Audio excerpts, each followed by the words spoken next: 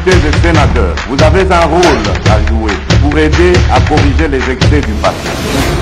Vous les collègues du Grand Kivu, quittez les groupes armés, je vais le dire.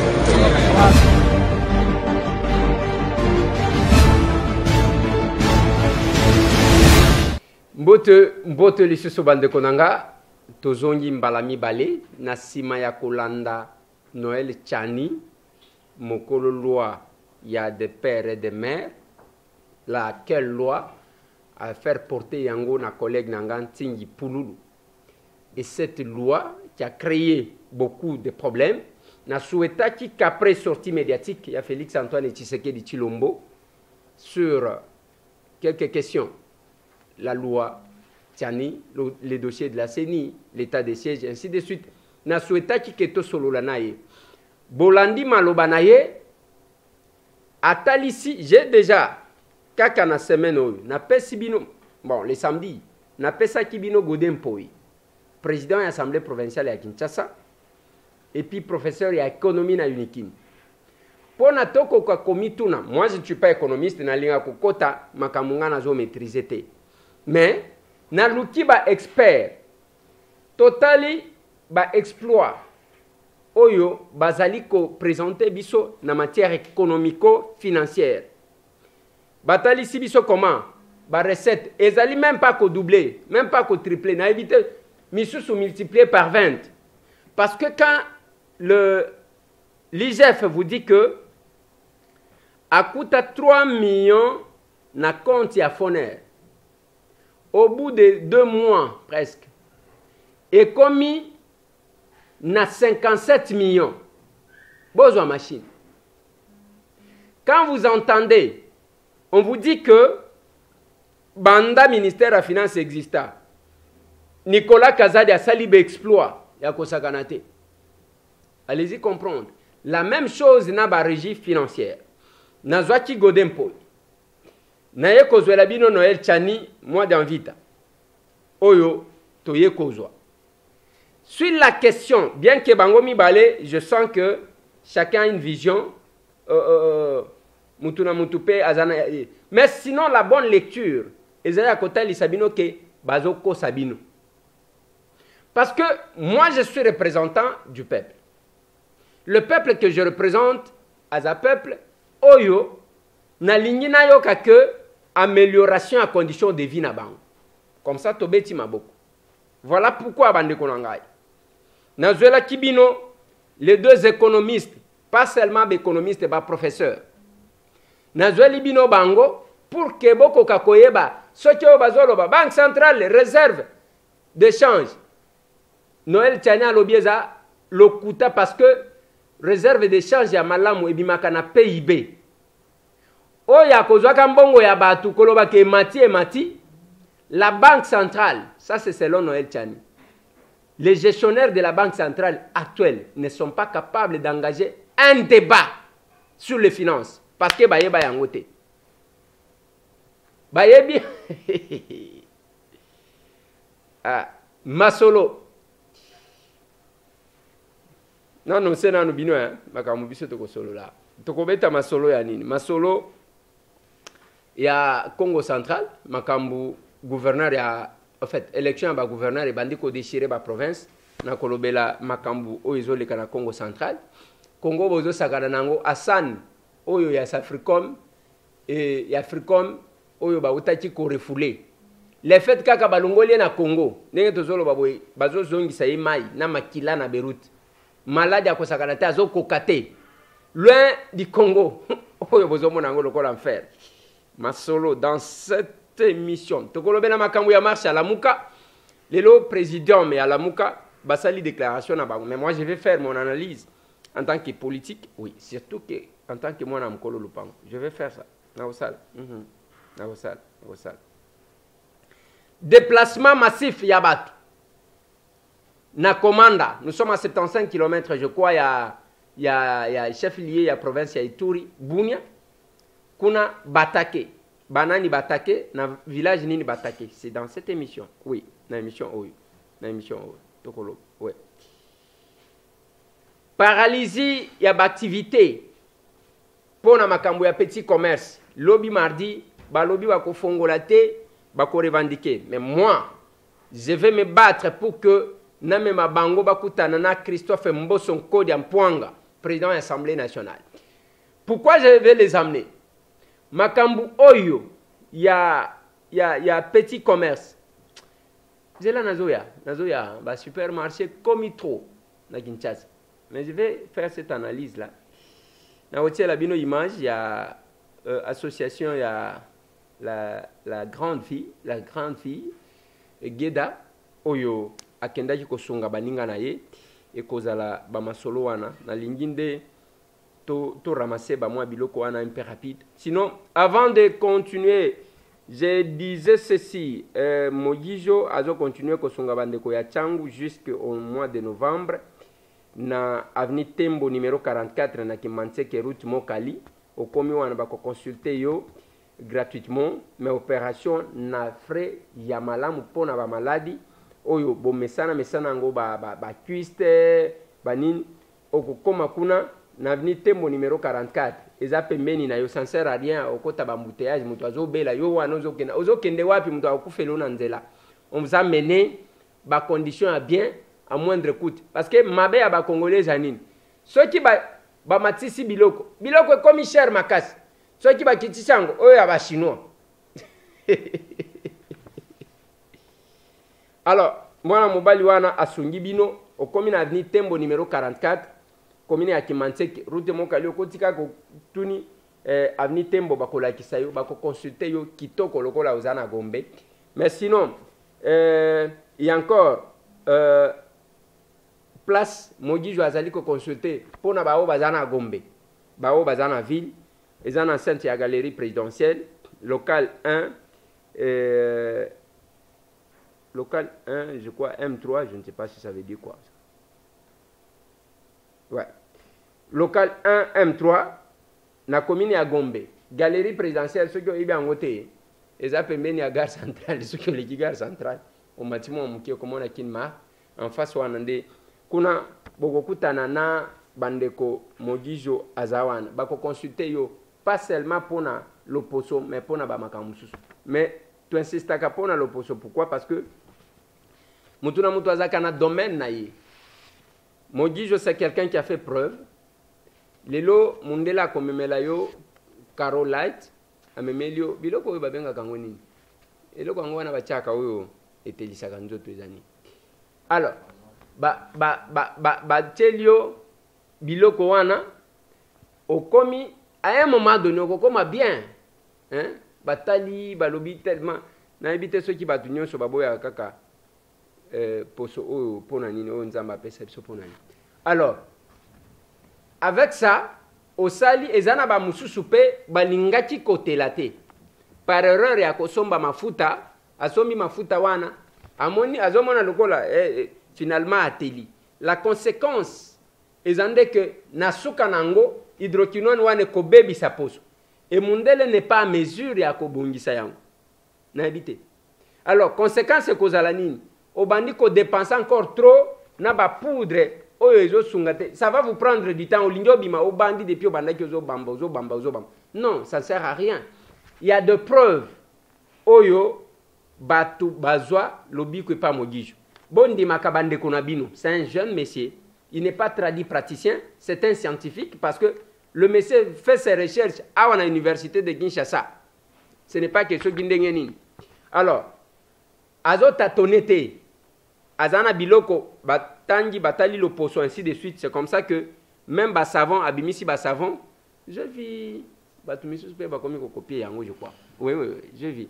Alors, abimisi savon oyo. Ezalo ko la pai. Savon oyo okosokola nango olia ko importaka na lembaki, babiso to lembaki. Chaque fois, sengaka savon te yango. Okende bisika nyonso Mogijo azali okosomba savon osokoli le personnalisé a un problème te o makwanza o soki ndenge nini, ça va vous aider. Nous le disons, c'est pour vous aider. Je vous ai toujours dit que on fera la promotion de tout Congolais ou azali ko exceller na domaine na ye. Ceux qui a convaincre biso. Mais ceux qui paient à BBC kaka awa na zongi na lobi na bino mogi joana na moni eti akomi ko escroquer bato. Stoppé. Biso tozane ngwana. Ce n'est pas parce que nenge to sala kango boy. To sala kango pas pour une quelconque valeur d'argent, mais nous le faisons parce que nous estimons que nous devons promouvoir nos valeurs. Ça c'est à retenir. Dans le cas qui awa, na lobi na bino compte tenu ya baku de fil na koma ti kozwa sur docteur Kabe na lobi. Te docteur Kabe jusqu'à ce ko bongisa na ba client na yo ko bana te ali o senyi mutu mbongo biloko ango ezoya te ezoya lelo te lelo lobi kuna et comme j'ai eu beaucoup de réclamations et na benga ye na tindela ye ba audio na lobi docteur Kabe soki eza musala na yo batela musala na yo soki olingi ko batela ngo te moi je vais kaka ndenge na loba wana na kosokola maboko jusqu'à ce ko régler batu ko régulariser ba problème na batu. Quand quelqu'un vient vers vous azo bela azo kabela yo mbongo te ezama bonza te ata li bonza ngo mutwazela ka bénédiction et pas nzambe. L'intérêt c'est la mesure d'action. Opesi facture na yo $800, $1000, soki $1500 opesi ba pesi yo. Mais sala pe musala mutu wana azwa biloko na ye abika yo ka bien. Il ne faut pas abuser. Et moi je n'accepterai jamais. J'ai ça quel prix? J'ai fait ce petit nom avec na qualité na ya ki villageois. Et je ne peux pas perdre ma crédibilité pour na mutu. Ça non, je ne le ferai pas. Na lobaki na ye docteur Kabe il faut bongisa.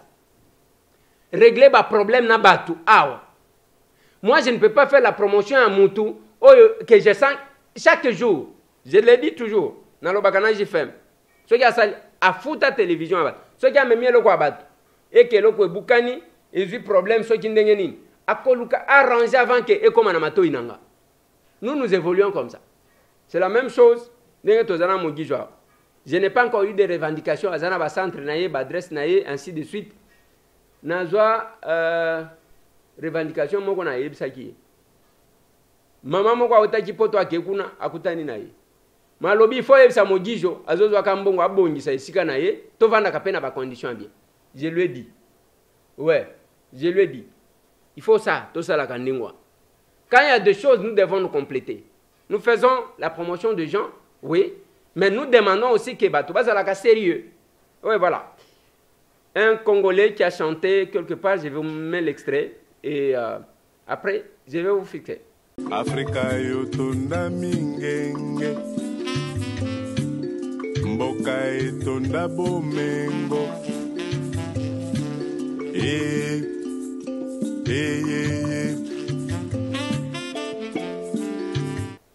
Voilà.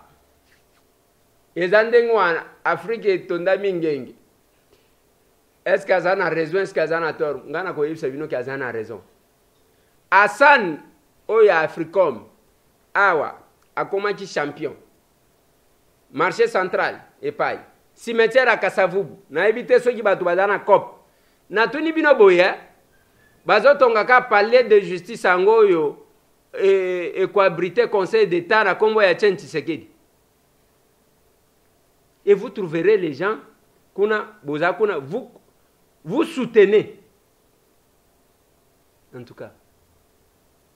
Vous soutenez siko Tshisekedi bemena ye telenga na awa place a kokundeza te. Si ba ke kokunda ye na ferme kuna. Lelo nde balingi batonga soki boke depuis ke balobi ke bazo tonga kende kokuta ndako abato ezotonga mawana bande kuna ngai. Est-ce que ça c'est l'essence de notre combat? Ngana vandi nazo betela bino maboko ngana obeta maboko te na kobeta maboko te. Kabila ngo to bundisa ki atelema ka place wana que place oyo bako tonga te. Balongola batole Hassan wana zana. Kabila tous ceux qui l'ont soutenu, tous ceux qui ont soutenu Hassan. Lelo boye ko bimisa makambo palais de justice, bozui pano boche wana, bozo bengana ka ba mama o bazakuna, mais depuis et bandi même première pierre, bosi bo poser, il y a palais de justice. Comment les gens, vous qui êtes avec les chefs de l'État, bino bato ngo bomona kaye. Biso de mona yeka na télévision. Un jour na moni na bandi ko bele la télévision, na pusani peme na télévision. Président, bazo kosa yo. Azo yo kate. Président na pusani na bandi ko beta télévision bon. Et loko mon côté. Vous êtes avec le chef de l'État, On est en train de spolier Biloko Bisoto Bundisaka. Il y a les choses. J'ai vu les gens faire circuler une vidéo où Azalaki, le chef de l'État promettait aux policiers. Oui, c'était ça notre vision. Maintenant, il faut se poser la question. Pourquoi le chef ne parvient pas à réaliser ça? Est-ce que c'est parce que lui-même n'a pas la volonté ou bien son entourage, bazaba commissionnaire, moko ba feriste, oyo ba bengak. Ba feriste, oyo ba bengak. Ba feriste. Tala bitumba tozu ya nini? Ya shit katin. Je vous informe que butu ya lobby, train ya mibale lungwaki. Ba conteneur wana bomoni. Ekeli susu chimbu. Train ya mibale e lungwaki. Tozo kene maleme maleme. Tant que la volonté à Félix Antoine Tshisekedi Tshilombo ezali à kotonga shit katende, bino bovana bozoloka. Bozoloka. Ba cérémonie ya banfumu to salaki. Ba nini to salaki. Si vous êtes contre, comme vous ne direz que na échec, ya bolo bake. Non, amoni Eliezer, bayakande. Eliezer ayaki. Eliezer te muto azo salisa. Eliezer ne fait qu'accompagner la volonté du chef de l'État pour que les Kasaï bazwa courant. Voilà. Pour que les Kasaï bazwa courant. Naza élu à Kasaï ta. Je suis élu de Kinshasa. Mais quand un mandat est national, nous traversons les frontières. Dans le Baki Nabino, vous allez apprendre c'est quoi un mandat national. Et quand la constitution, je suis député national. Depuis Bavotakio, Osaka, Nakarewa. Non, mais attendez. Non. Et deuxième train est qui? Et kokende malembe. Tant que Félix a la volonté à kosili sa barrage kateni. Bino bozakuna. Non, c'est elle qui a commencé. Oh, Elokowana. Elokowana, en tout cas, ekotika la kaka lokola discours. Mais nous nous accompagnons. Ce qui s'est réalisé. Parce que tout ce que vous attendez, c'est quoi? Et c'est réalisé pour que bolo bake. Eliezer wana bayaka. Bayaka koko sabino. Ngate mutu bakolo bana kosa. C'est le chef de l'État parce que celui. Nous sommes allés avec les gens de la présidence, Mibale, Rémi Kankou, envoyé spécial, il y a chef de l'État. Nakendaki na ba moins gradé. Marcelin Bilomba, conseiller principal et chef de l'État na makambo mbongo économie na finance. Tozalaki na bango. Et nous sommes partis, ba mission nyon surtout wana babandi ko diaboliser bazo za frais de mission. Marcelin Bilomba aloba. Tibo etobande loko wana. Même pas frais de mission exacté. C'est une question de sacrifice. Le pouvoir de l'amour à la place de l'amour du pouvoir. Ce n'est pas population bazo le lakuna yo vandi. Voilà pourquoi bande konanga. Asane balongoli kaka batindi. Ndenge de kwa lobi en Afrique et tonda bomengo. Balongoli azana Beyrouth azana hôpital, hospitalisé. Loin de ce pays. Tango bino bozo saboter yangwana, ezana batu bayi. Mais ce que j'ai toujours dit, c'est la tête qui crée l'argent. Un Libanais akoya awa, un Indien akoya awa. Ayeka kakena maluko amoni ba mfumu apesi bangwa sali dépense nyonso akosa la dépense nyonso $4,000. Donc a vu quelques hectares akena l'état régularisé bayeka ka bakadastre bakati kati après à lobby. Cité lola boya bosomba tozo teka lupangu moko na $6,000. Boke kuna yeba dépense nyonso ezwaki 4,000. Akati kati soki combien d'hectares wana akosomba akati kati ba mapangu na ye akokata ba mapangu admettons akati 300 parcelles multiplié par $6,000. Azumbongo combien? C'est la tête qui crée l'argent.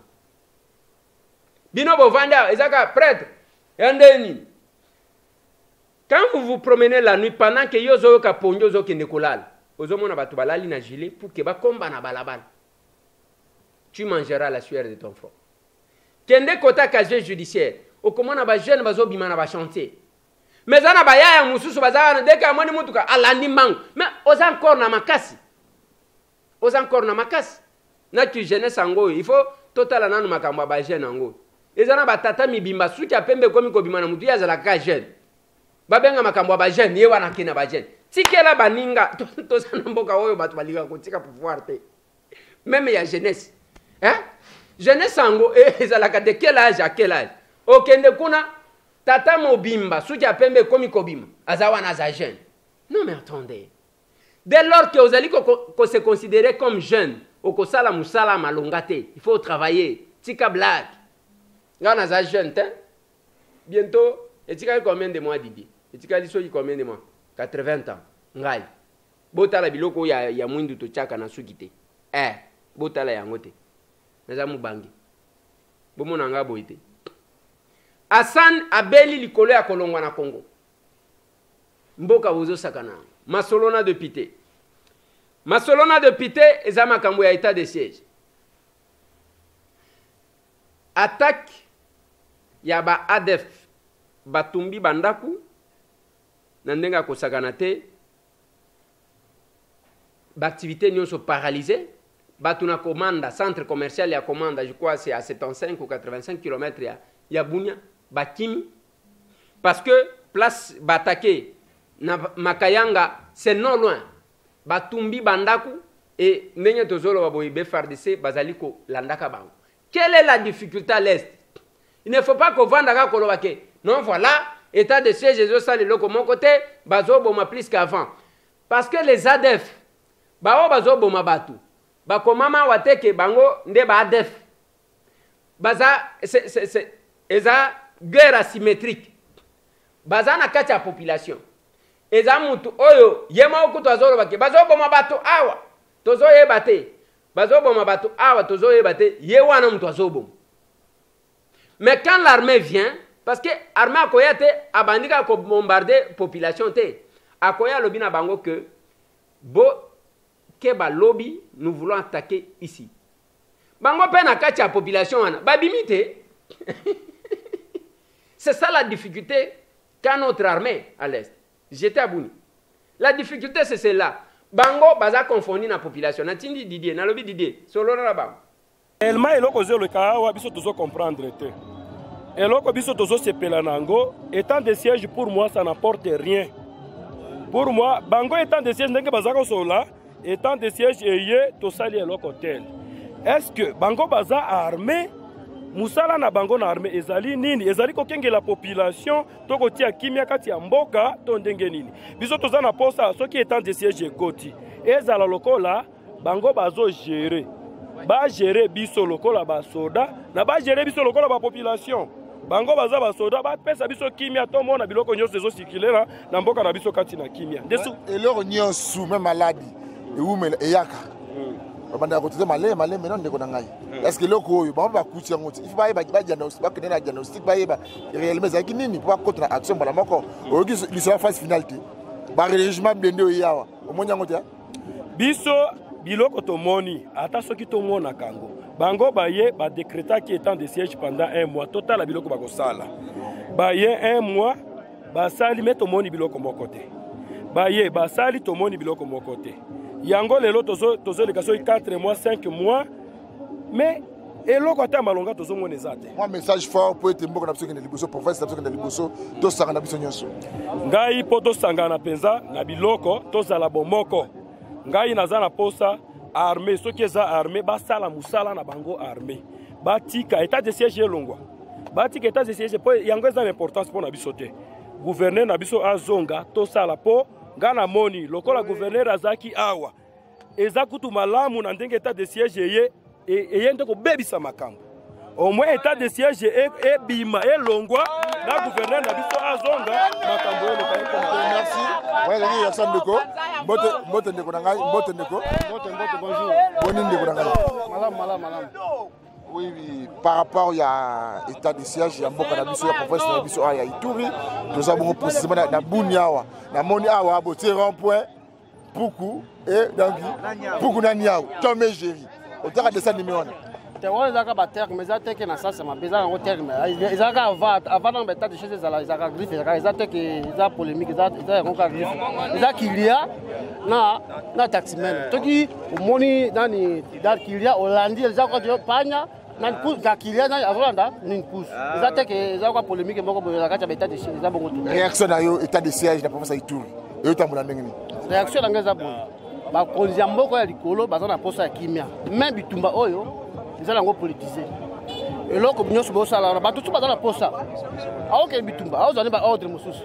Vous avez nje eloko il faut watala ngo likolo eza bala likolo sauf que les bitumba sont hors départ nani eza bala likolo to bala likolo il faut bala likolo makambo eza politique eza makambo bakonzi mususu baza na posa ya kimekota ba mususu baza baotia makele baotia mobu donc toloba ke ba politicien baza impliqué na makambo ezoleka ezali bongo poka si ba ataka ki gouverneur lobi na message na ya lobi ete azali ko benga mingi ba politicien bayebana déjà kolongwa ndenge pe président assemblée nationale lobaki ayebisi ba politicien bolongwa na kati ya ba groupe armé mais sikoyo na kolanda ndenge ozoloba seke ezali na ba généraux bazali impliqué na ba makambo batangi kombo ya mutute ezali kombo eyebani bongo donc ko ba na yote bazali polele mususu baza na posa ya kimia tokomi wapi to ba polele baza na posa ya makelele état de chaise ya ki bien sûr tout le monde meye on a kotia kimia mais zosi bakaka te donc ezali kamo moko eza na sa kasa po kimia kota bine mofanda ka wana buni ande ko ngai po kimia kota meka ko expliquer biso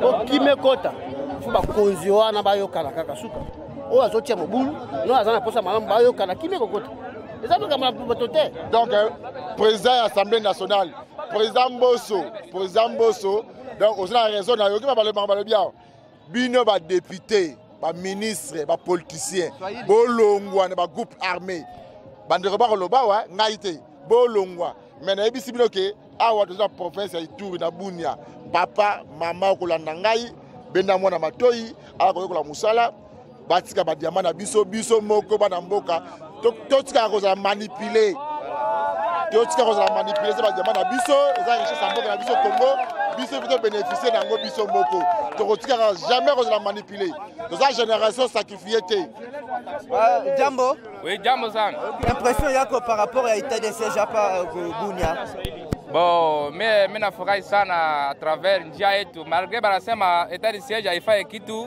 mais si ba taximen ya 13e brigade tunafurahi sana kwa ajili ya bakubwa wanapima utia security kidogo tukatembea hata je quand même tukatembea mzuri kuna manjia iko déjà ouverte njia tukapita tunapitaka tu hayo kama ke depuis tukapita mbele malgré sasa problème iko sumba kidogo yote maneno haya simamika sana barabara tukapita mais na insécurité kidogo mais ya mzuri mimi nilipenda si à travers si ba taximene mimi sitaongea kwa ajili ya politike nitaongea kwa ajili ya si ba taximene tukapima teseka kidogo si kidogo tunaletana ba soda kunjia mais unaona soda kati yeye unauza moto yako à nouveau soda wapenda ke anje manipule wewe umpatie franga urumolete $10 $5 tracasserie njo hii est-ce que bakuba njo hiyo loanye balikuba njo banatia ke bataximen makuuza moto aleta soda yeye una document atapatia mie oyo nga koloba bakonzi wana bakubwa ile bana ya fasi nye bakodeko iko si baende bapike babo ula kusumbua kicho watu bule bana ya base yabo mzuri kwa nini bambrie watu kupika tu ya shindikana depuis quelques jours na zungria bana nasema brigade ya GR garde républicaine de Kwapa impression que quoi baende fanyo kazi kule donc hapa pole inakalaka hapa solution iko solution kunjia RMV7 Mungwalu RMV7 wana banasema RMV7 iko ouverte haiko tellement ouverte pour ça la vérité c'est RMV7 wana bato baza kuna bakodeko wana eza bana mboka eza ba congolais ba ugandais ba rwanda tout ça biso moko bana mboka nde yo sala ke mboka na biso kufa eza biso moko kaka bakonzi basangisa biso eza makambo clair na bakonzi bazobomisa biso message yako par rapport à état de siège message yangu kusema hivi unaona sasa mimi kumwema baere ngine tulikuwa pitaka tukunatembea na bangombe kunjia mema siku hizo ikuwake tena tunateseka sana tunapasha tia ngombe kumutugari ngombe ingine na kufa ilikuwa ya kufuga haina maana sasa tulipenda kama salama na kwa kweli hivi sie vile tuanje tembea vile na ngombe tukunjia ile ndio shukrani yangu kama salama na ngia pale sitaishi mzuri eski hapa Mubunya pola inikalaka mie hapa mvile ya Bunya bo hapa kubunya tunakalaka mzuri mbaya yuko kubamba njia tu kunapita bandia yetu tuko napita fasi ya bangombe njo bandia ingine. Sasa kumungwaru tulikuwa nenda na ngombe, bandia ingine ishakafungiwa. Mwaya kupita tena ngombe pano, napita na ngombe banakukata shingo. Message kani kuna yo na baole bote beko monde banasema aka hii ni kalaka zone rouge. Yakuweza boy. Biso na Ituri toza na posa na kimia. Toza na posa na kimia. Partout bazo bomba bato. Bakonzi baza wapi? Ba politicien baza na kati. Bato ba code de ko banani wana nyonso eza ba congolais. Balobaki bazo ke na nini na démobilisation. Ti siko démobilisation yango pe ezo sale mate bazo zila nini? Miniko pasteur de l'église. Mara mingi depuis année 97 tangu vita alianza hapa. Tunajua ba hotere ya ile fujo yenye iko kuituri, iko ba politicien. Source ya fujo hapa iko natoka Kishasa kule. Okay. Basi sumbue batu hapa kusema oko deko nini hapana. Tulishaona ma example mingi utenda kuta bakubwa bale njo biko impliqué ndani ya maneno. Bana vize etere hapa ku Ituri. Hivi biko nafaa distraction ya kusema tutamaliza vita namna kani, biko natafuta pesa ndani ya. Kitu mimi naongea atake pasteur. Banacheza na vie sacré ya mutu. Mungu anaumba binadamu na sura yake. Ipui gouvernement yetu iko naongozwa na shetani, haongozwe na Mungu. Ingekuwa Mungu biko natembea na woga ya Mungu, kama biko na shurukisha juu ya kufa ya watu. Alafu etat de siège changement iko. Hakuna changement. Hakuna changement. Tena wakati ya etat de siège inakuwa tena plus pire. Kwa sababu tunakuwa bloqué. Hakuna hata neno la Mungu kuhubiriwa. Tunakuwa bloqué hapa ku niveau ya Bunya. Hivi watu wanaendelea kukufa sawa nyama. Hawana susi ya watu. Wana distraire watu kusema tuko nafanya hivi, utaenda kuta tena maneno na kuwa davantage grave. Et puis biko na sikilizana na batu ya pori. Tunaona example, mimi naweza sema kusudi basi nifunga. Hapa balifunga bakubwa, utaenda ona bale njo biko naleta ba arme kupori, bale njo banaleta bateni, iko tu babo si ba civil tu na problem. Kodeko ana uwezo ya kusimama. Mimi nasema na nyinyi. Kuna force ambayo inaweza kuneutralize Kodeko. Hakuna kitu Kodeko inaweza kufanya. Kule njo maneno natokea Kishasa ba politicien. Banajiarishiri kwa etere yao personnel. Ile ndio kitu tunaleta. Oui. OK, biso tokamwa vraiment tango bakonzi to gouvernement zolo bato dénoncer ennemi. Toko dénoncer nini FARDC na Kodeko bali akafufu esika moko na banzela zamba to monaka. Toko dénoncer nini? Est-ce que nani a évité que non FARDC baza quelque part bazala à distance à 15 mètres? Bokoleka bo futi Kodeko, bokomi 15 mètres bo futi FARDC nde boleki. Bo toko dénoncer nini?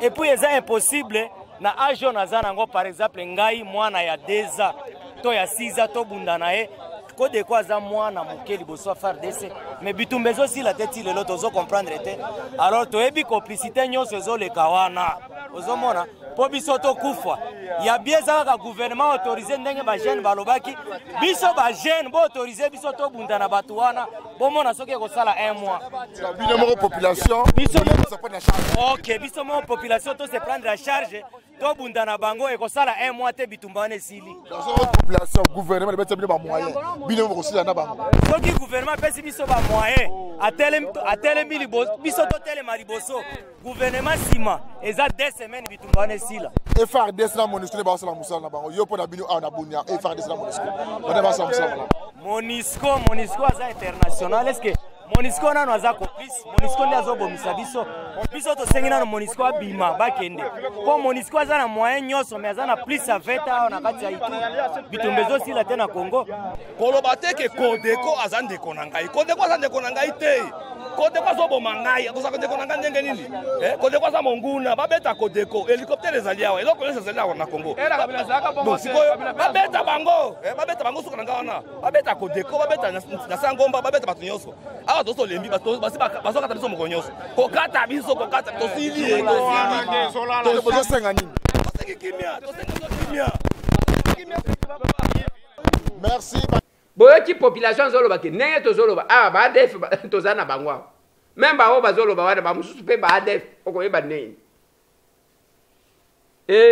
Bande kona makayanga lobby balali libanda parce que banda kuna bango incendie na commande paralysie totale eza makambo.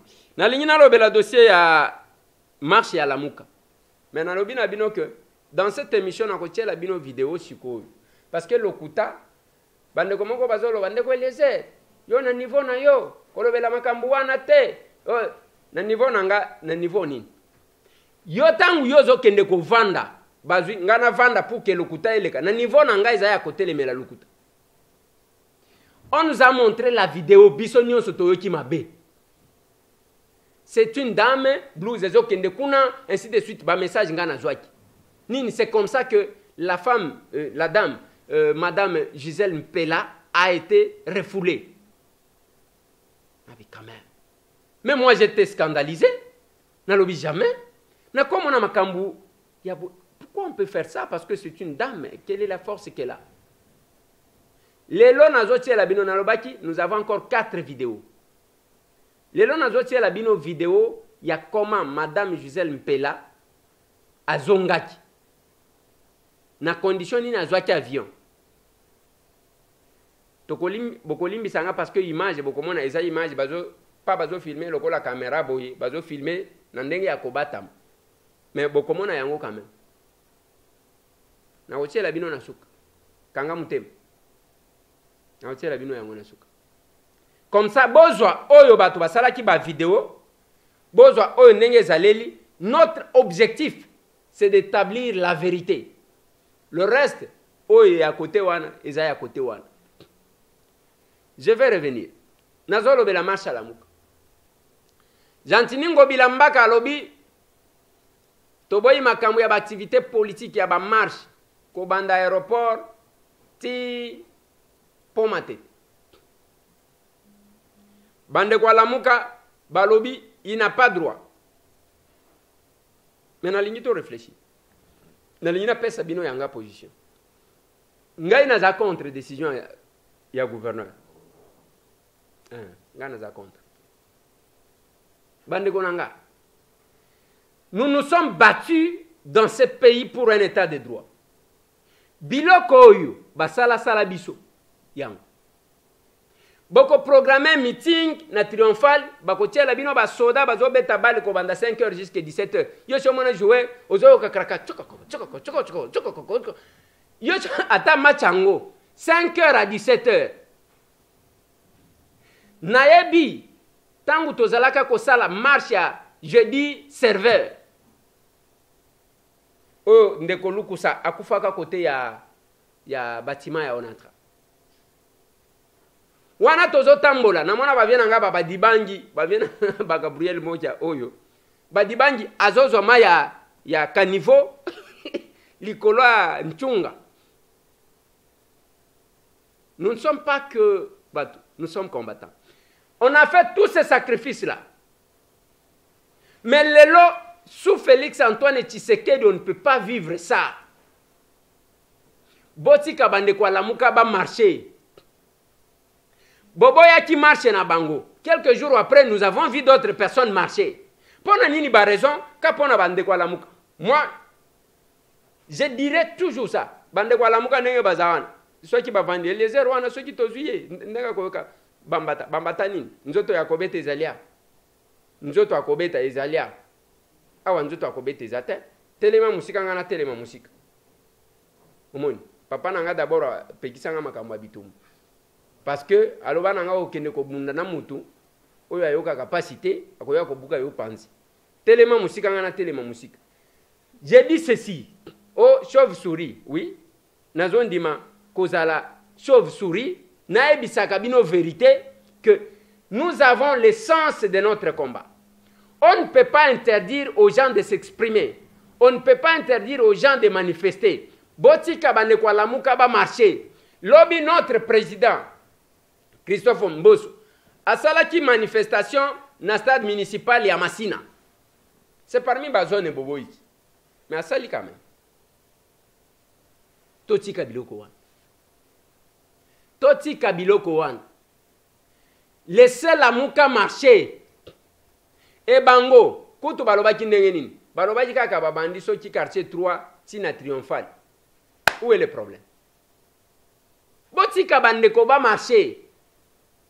Lobby, moi j'ai entendu. Ce qui, premier vice-président de l'Assemblée provinciale, il y a Kinshasa. A Salisi marche de santé, Nambunda, le collègue dit oiseau qui ne kobunda. Marche de santé. Toti Kabiloko Yake et s'est tourné contre Obiso Toloba. Martin Fayoulou m'a dit, maintenant je m'adresse à lui. Même Nengazo Salawan, un jour il va regretter parce qu'il y a Zo Bundisande Konaye. Pour na kopé ça va béki na batumisus. Ce n'est pas se donner la chance, non, pas du tout. Vous vous trompez. Bitumbalelo Sala contre Félix. Moi je sais qu'un jour on va regretter Yango. Pourquoi on va regretter Yango? Parce que Félix est Nende Konayo. Mon souhait, à ceux qui battent contre proposition Nanga, c'est de voir un jour Martin na Félix ensemble. Toyebi parcours. Toyebi pas si tout le monde ensemble. Martin Fayoulou ne devrait pas continuer à souffrir pendant que Félix est au pouvoir. Parce que Félix n'est pas au pouvoir par lui-même. Félix est au pouvoir par nous. Ce n'est pas le pouvoir de l'UDPS. C'est le pouvoir de tous les tshisekedistes. Ndenge Franck Diongo Chamba alobaki na biso. Et ça pouvoir ya UDPS ta? UDPS azo sakapare pamba. Et ça pouvoir ya ba tshisekediste nyonso bana nyonso a Tshisekedi, c'est leur pouvoir. Martin Fayoulou mwana Tshisekedi. Oyo alobaki yangote, Kabuya, Augustin, alobaki yangote. Bana nyonso ya Tshisekedi. Pouvoir wane zaya bango, ce n'est pas le pouvoir de l'UDPS seul. Et aussi ba propos ya UDPS zaya ko décourager batu misusu te, tango zo décourager bino ngana zo kamwa bino. Chacun a porté sa pierre.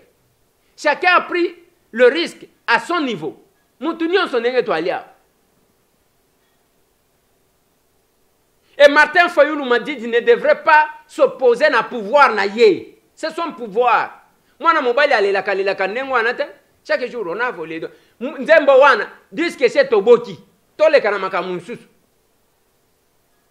Mais moi ce que j'ai dit, les lois mon vieux Martin, soti akosunga.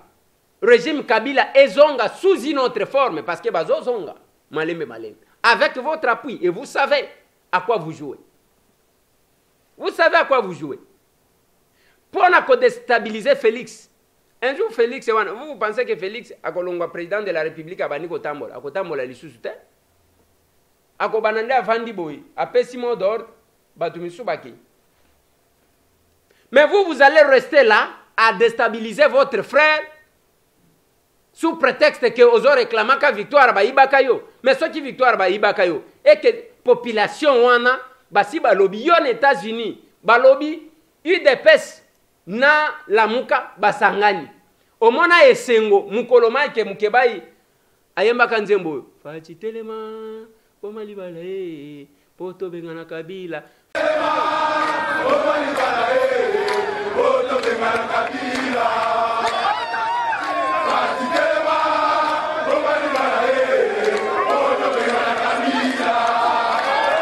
Fachi ayoti yango poup atelemi.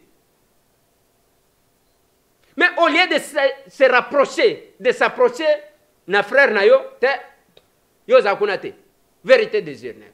Président élu. Au komi kanda muke monsieur, faut laisser les blagues. Hein? Kanda ya nini pouvoir na yo. C'est votre pouvoir mon vieux Martin. De deux. Bino pe bato la muka. Donc bino ba militant bozaka na banka na changwa. Bobanda na nini te? Bobanda na Delvaux. Mon vieux Martin Fayoulou a été élu. Mingi ezalaki na awana ezaki na Lukunga. Bobanda na UPN. Marche bandata na wapi na Cité Verte. Ba pesi bino comme ça bokola kisabiso en quoi est-ce que vous êtes une force sur le plan national? Ponani kisi na bino basalela bino bochango na chango. Na Pascal ata Didier Kikwa kokende ata sikoyo atelemi kaka bato bazalaka na bango ebele atelemi kaka sikoyo abi nyenye ba filmer bo banda marche côté bo banda ta na bandal.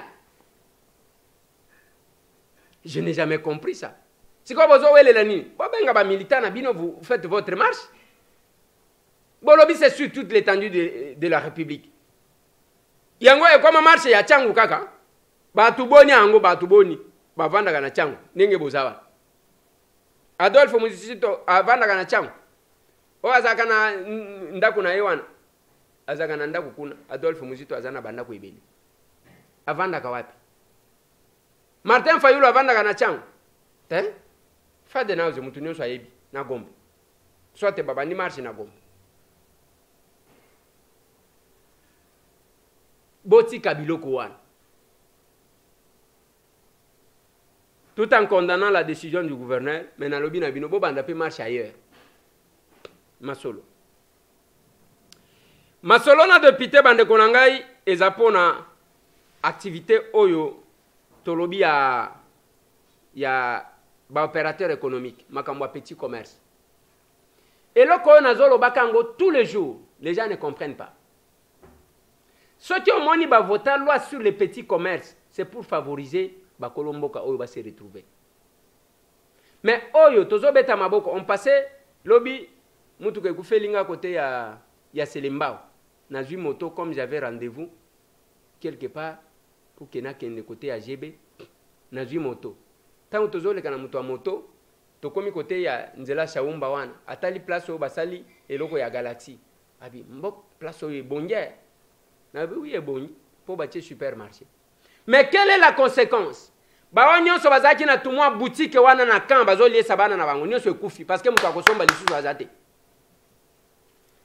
Bako bana kokatsa mutu azana 2000 francs akekun. Mutu azaboy akekun. Ndenge bozomo na ba Galaxy ezokende. Ndenge bozomo na ba kin marché ezokende. Ya congolais za wapi? Le supermarché a ba congolais nyonso ekufi. Ba Pelou Store ekei. Ba alimentation juji ekei ba congolais bazana mbongo te, ce sont des commissionnaires, des prêtres non. Yango moni ba tutu ba komi okomona tata mobima ye wana zoben azolanda abeta show azobina na epuka pe zamela ngai. Ngai tambwe makambo. Je vais vous relater un truc hein. La semaine passée nazaki na Pullman. On avait rendez-vous avec quelqu'un qui a estimé que tokuta na Pullman. Toye wana lobito mata na restaurant où ezaka likolo. Tomati na restaurant, tokuta ki bato bazate parce que c'était avant.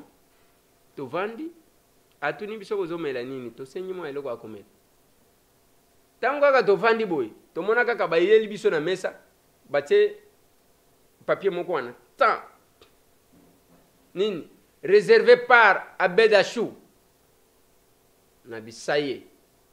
Na benyi mama wana na bi mama yaka nani?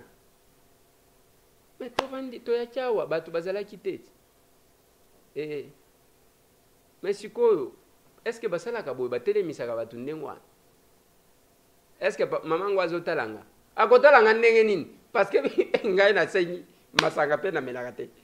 Na senyi kaka moi sucré moko sucré azo calculer. Te nasema yi. Azo calculer $11 ba chaki soki combien? Mais azo mona sikwa bedashu. Et puis, on attend qu'il y a pour boire na bango, et ça combien? Les Congolais vont comme un malandangou. Mais ce qu'on a d'autres tout nabino, il y a beda choix, il y a qui n'a bongo combien? Bayaki, oyo, bakola qui sabiso qui a qui n'a bongo combien? Tout le monde n'a pas tata mobimba, bango wana, beda choix. Au point où il y a même ceux qui proposent à ceux qu'ils deviennent chefs de l'État. Hein? Ngane mtu na lobi, no? Chani mtu alobi. Les gens proposent ça. Moi, na d'abord, à moi, muke. Okomona bino ba tatami bimba. Boyoka ka sonité tout le monde derrière.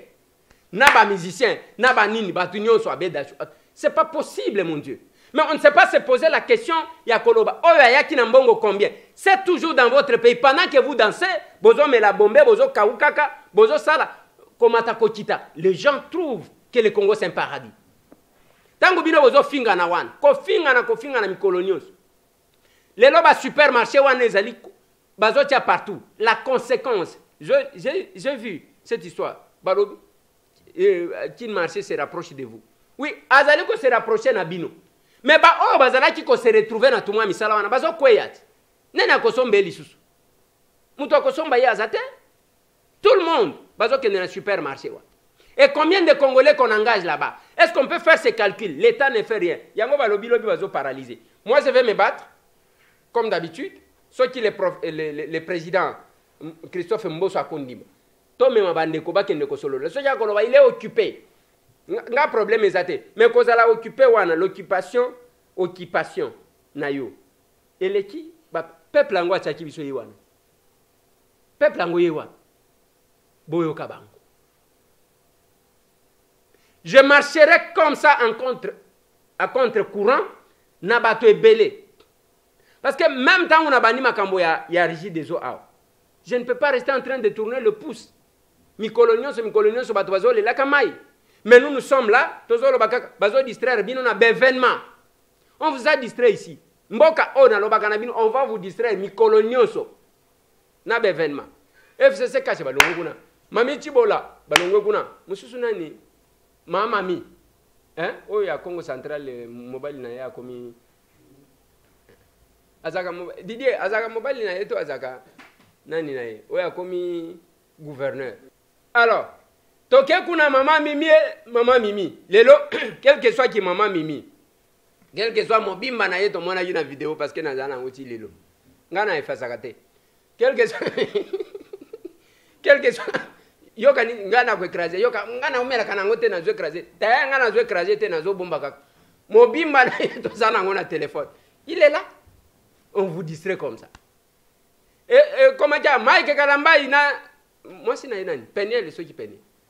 Place Balinganaka, Bisoto Zalakite. Les Congolais, on vous distrait comme ça, on vous endort comme ça, et on vous besoin de Melaka Bombé. Moutouazan Bongo Teme, Azagana bar chaque jour, Azagana boîte de nuit chaque jour. Mais allez la Campia. Bah, supermarché.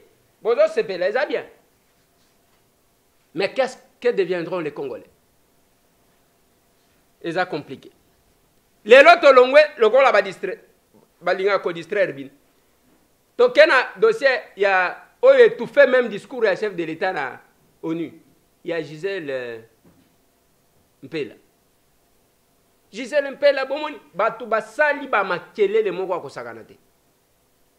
Je vous ai dit que la personnalité il y a cette dame là elle est kinyoso bomoto naye elle est kimbongo elle est personnalité na ba onyo so bazo sala ka ba vidéo ba omela ko seter ba sala ki ngo pona Peniel te ba sala ki ngo pona mama mimi ba somba kalikambu so ki ndenge ba somba kalikambu ndebo ba somba ka pe ko sungana na ko sala malamu so ki otali ba sala ka ngo pona nini parce que il y a les gens qui les financent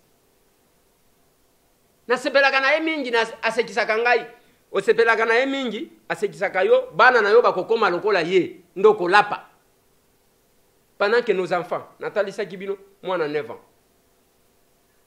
Et aujourd'hui, il y a Guédali qui a posé cet acte.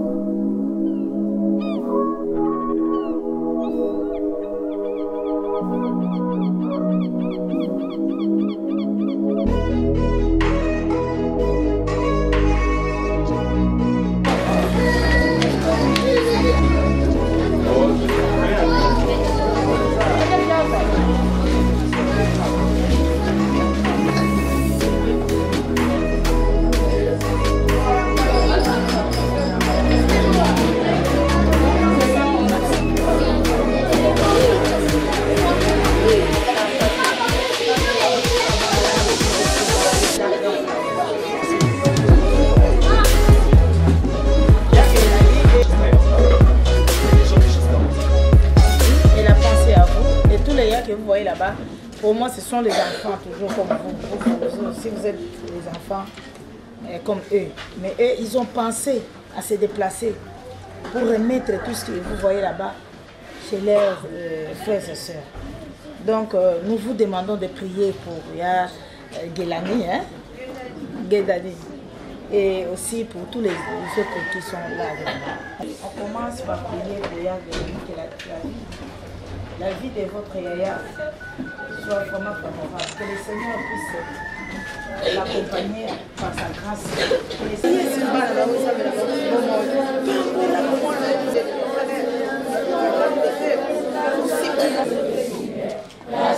États-Unis, biso tozana eloko opesa te yaka kobondela ete nzambe abatela yo bafambola yo mosala oyo ozwi eza motu ya siku na litike nzambe akotika ata mokolo moko te à chaque fois okomona ebanda ntango oyo losambo ebanda kokende liboso nzambe akobanda litike te pa obanda kopambola yo nasepeli mingi tosepeli mingi vraiment na fondation oyo fondation nous vous aimons tike ete ekende liboso nzambe alola oyo okaka mabondeli ya bana na ye parce que c'est lui le père des orphelins ayebana pour réaliser ba projet na bino mokolo mona bino c'est vraiment merci mingi pe na bandeko ba Rolanda biso Rolanda ba exemple et nous vous aimons ce bozo pesa maboko na ba fondation ya modèle bana o ba kozanga te bana o ba kozanga te au kende classe venez nombreux assister nous vous aimons assistez-les allez on va aller en avant et on va vraiment aider nos enfants.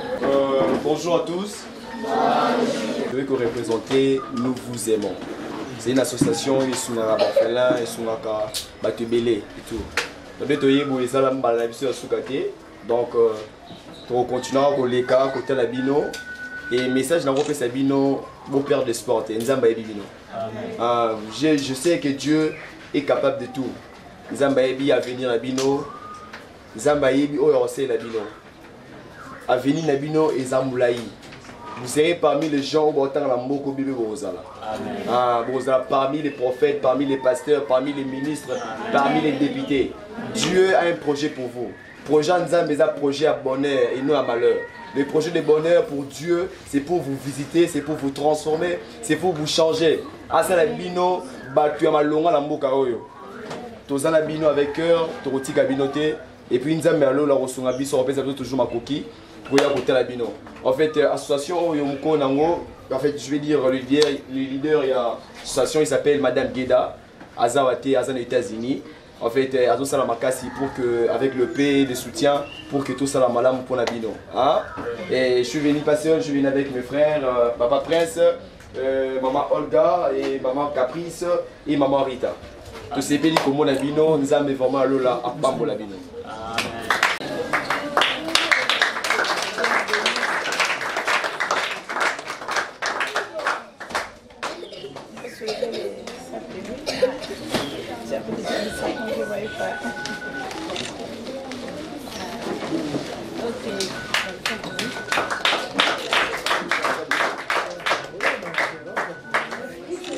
So.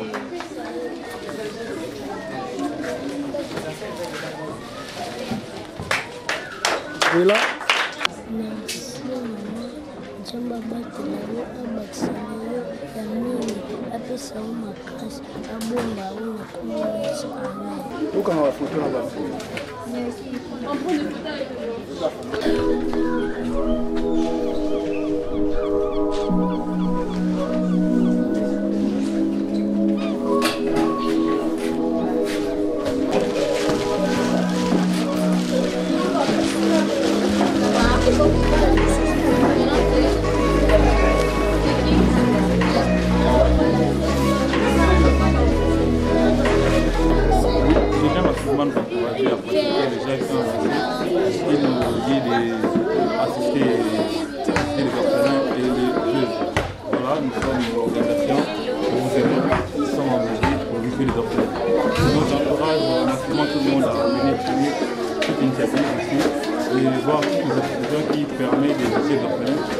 Initiez-vous et engagez-vous à ce métier-là.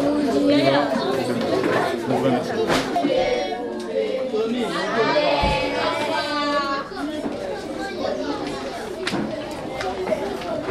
Azakuna bana na biso bazalaka ndengwana yo talaka ba film pornographique na bana na yo avant okufa okosala AVC talaka bakuluna botala bakuluna yo tata mobimba yo na mwasi na bana bozotalaka novelas olingi otangisa bana nini eloko bovandelaka yango wana seki sérieux otalaka te soki oyika makambo akosunga okimi soki olingi osunga mutu ezaba oyo bazosala buzoba naloba na bino ya une fille oyo asalaka makambo kaka oyo basi bayebi bino ti makambo oyo bato basepelaka nango te un jour c'était sur le boulevard Naldar wana nakotaka place wana il y avait une table il y avait une dame bautaki poto monika bana poto bayebanaka même soki alati kilote bayebanaka bavandi na ba bazalo biso pe ba villageois toyebanaka ata soki na lati costume okomona kaka oyo yangwe même boina lati yangwe vous comprendre. Alors, qu'est-ce qui va se passer? La demoiselle entre. Oyo ba vidéo etambola ya mobimba na ye tout ça. Tango akoti mama wana telemane tiakwe. Agani nalele yo. Mwana wana lobi. Oye ko sani lobi na yeko luka gâteau ya anniversaire parce que lobi anniversaire. Mama wana bimisa $800. Hein?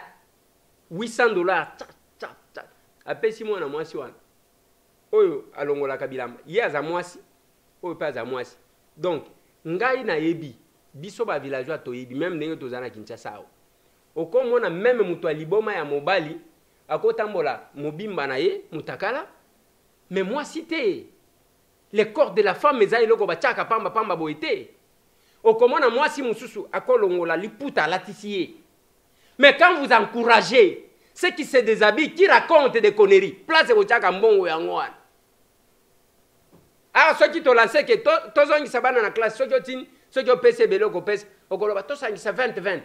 J'ai vu $800 boy. Na binzambe. 800 on a kosombe la bana ba kaye combien? Basai combien? Pour na kotangisa ba. Kuna bazalaka te. Mais dossier à madame Gisèle Mpela.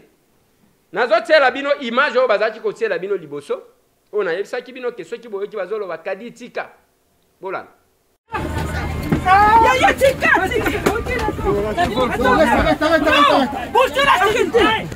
C'est bon. Yaya, tika.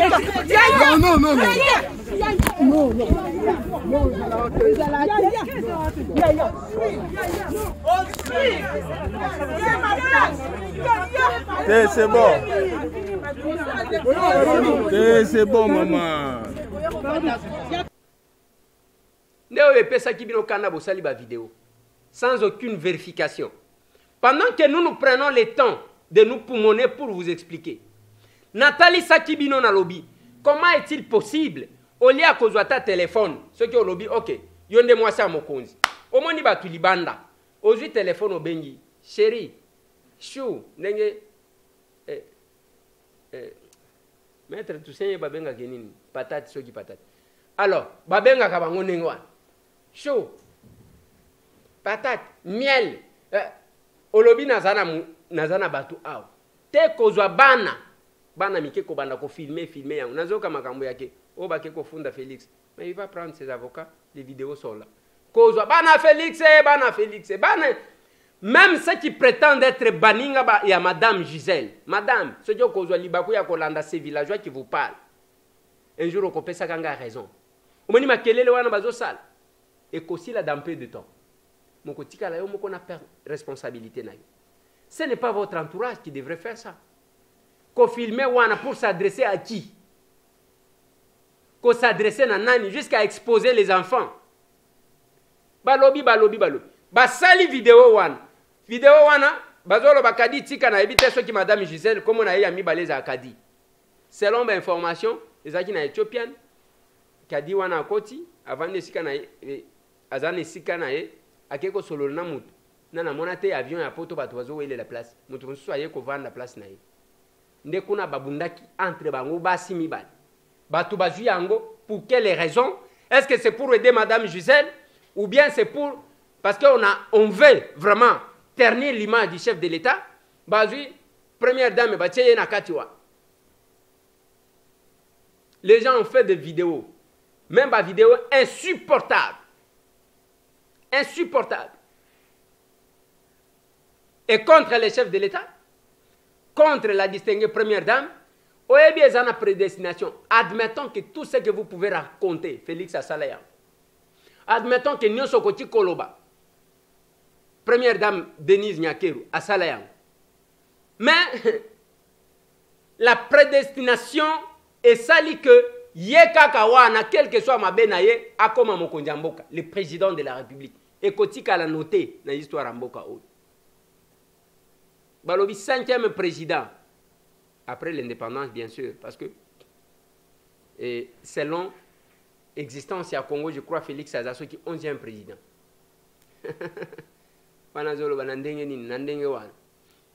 Alors, et comme maman, quel que soit, au Félix Azala Tanga, Félix Azala Azaka Kitoko, Félix Azaka Munene, Azalaka Muke, Azalaka Soki Ndengenini, Azaka Mouindo, président de la République, Pelelin, Pelelin, Pelelin, Pelelin, Pelelin, Pelelin, chef de l'État, Azawana, c'est resté gravé.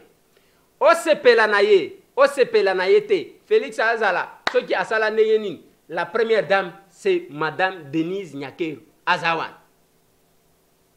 O Kolobanayo, peut-être yo kokufa ekotika la ka histoire que au moins ni mutu wana zalaki ko finga batu, c'est tout. Je vous mets comment Madame Gisèle Mpela a pris son avion.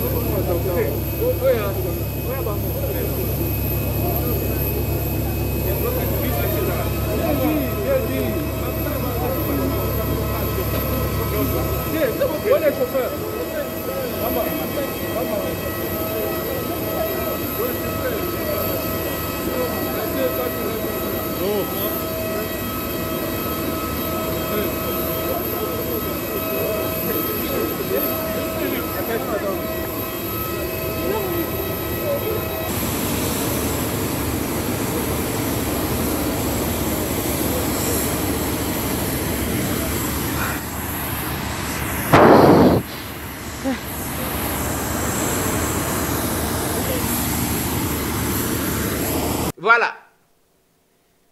Tangu tokendaka, je suis député.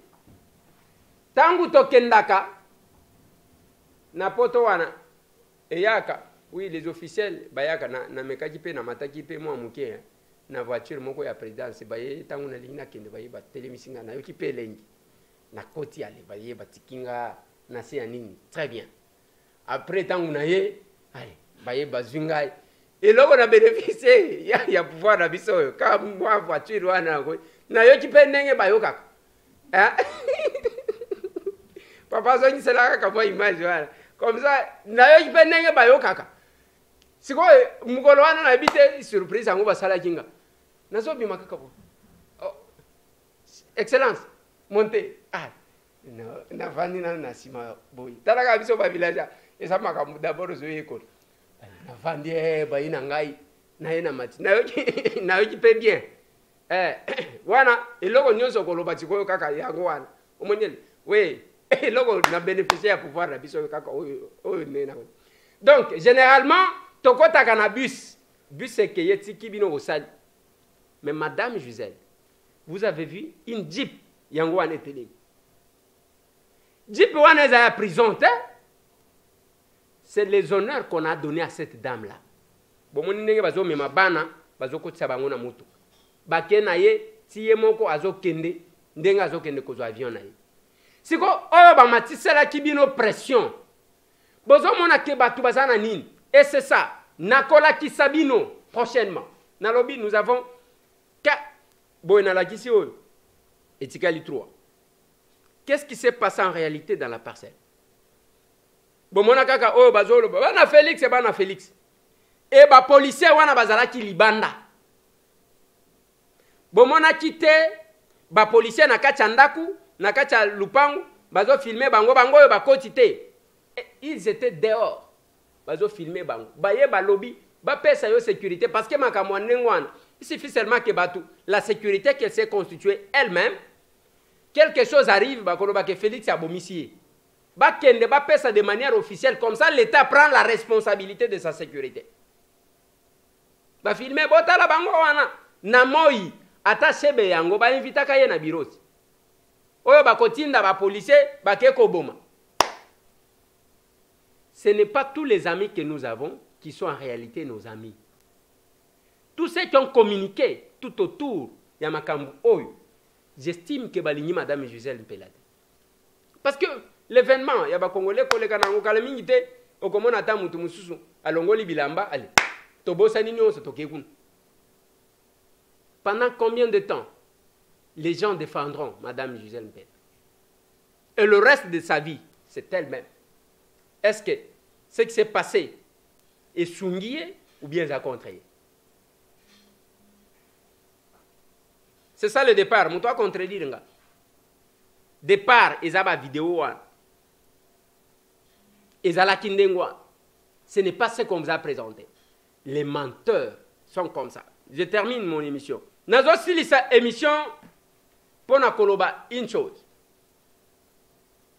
Nous avons la question de la CENI. Que le chef de l'État a parlé. Non, parce que les politiques, c'est nous. Ce n'est pas eux les politiques. Pourquoi est-ce que ça coince à ce niveau-là? C'est nous les politiques.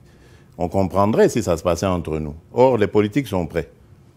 Et récemment, à l'occasion de mon séjour, mon dernier séjour à Lubumbashi, avant de venir à New York, j'ai reçu le président de l'Assemblée nationale et je lui ai donné des instructions claires là-dessus. Si ça continue de coincer dans les confessions religieuses, ben qu'on interroge l'Assemblée nationale. C'est elle qui définira la marche à suivre.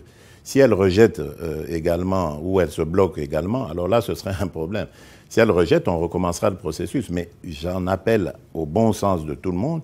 Nous avons un processus électoral à respecter, des élections à organiser dans les délais. Donc, que tout le monde prenne ses responsabilités.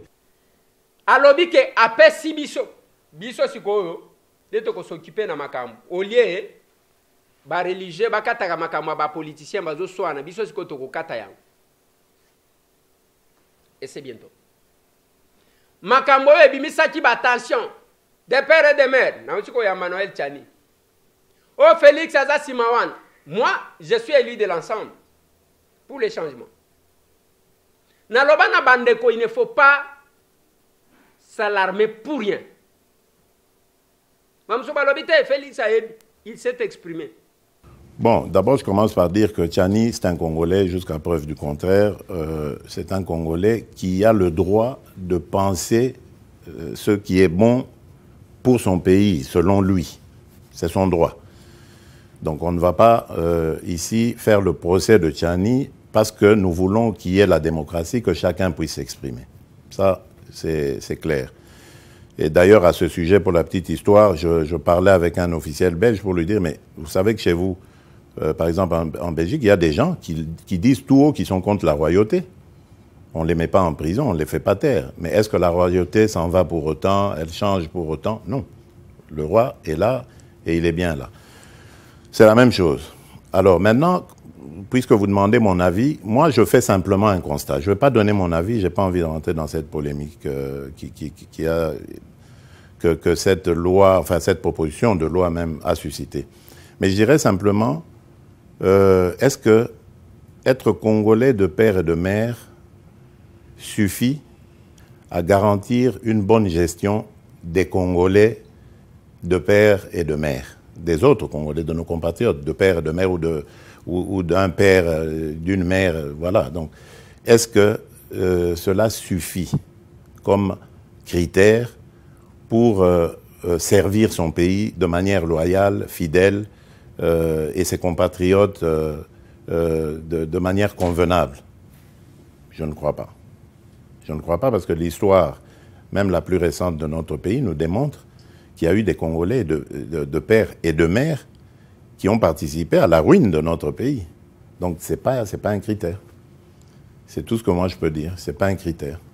Mais moi, je voulais que les gens puissent avoir le courage Il y a Kobima, ceux qui ont parlé, jusqu'à vouloir taxer le chef de l'État d'être responsable. Pas réagir, décortiquer l'élément. Décortiquer l'élément. Les chefs acceptent la liberté. C'est quoi Noël Tchana Lobiboy? Natounie, qui est congolais de père et de mère. Toko banda ko compter là en camp. Aujourd'hui, âge à Noël Tchani. Il faut se référer comme ça. À Lobi, Kobanda de 3e ou bien 4e génération. Il y a âge naïe. Donc, ceux qui sont naïe, il faut être de 4e à 5e génération. Ceux qui sont naïe, ainsi de suite. C'est quoi Tomi Tuna, Noël Tchani, à Lobi, Kobanda 3e, il y a âge naïe. C'est-à-dire, 3e génération de Kolobanine. Olongwe pa papa na ye na mama na ye. Ok, pa papa ya papa na ye na papa ya na mama ya papa na ye. Olongwe kuna ok et pa ba koko na ye kokolo mususu. Okomi kuna ndokoma. Siko qui est congolais de père et de mère. Er moko na kotika la kanga moko. Ndenge ko so abino. Hein? So chitokeka na logique wana. Nakotika langa moko parce que ba tout ça en longa oyo bimakaka er moko koko na ye autaka Centrafrique ainsi de suite kokende mais nako risquer kotika la kanga moko parce que moi na mkolo lupango na za kanga bomani makamango bolo siko bo sala ba vidéo comme ça nako ya ko begera bino nyonso eko bima badide chiku oyo muzombo kende kuna batali o nani zolo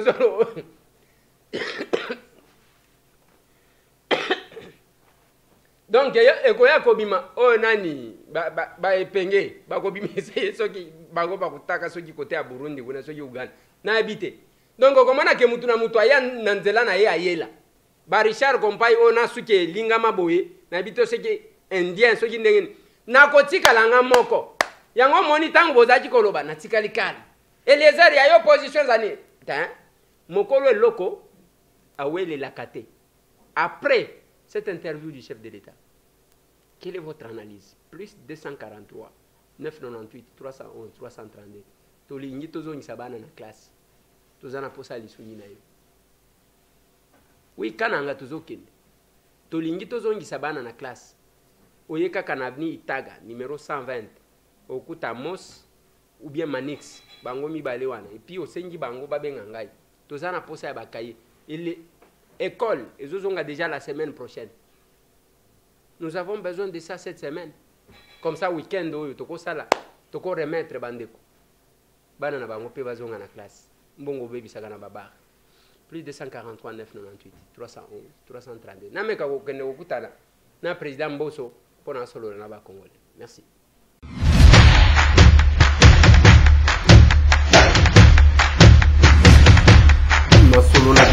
Honorables députés et sénateurs, vous avez un rôle à jouer pour aider à corriger les excès du passé. Vous les collègues du Grand Kivu, quittez les groupes armés, je vais le dire.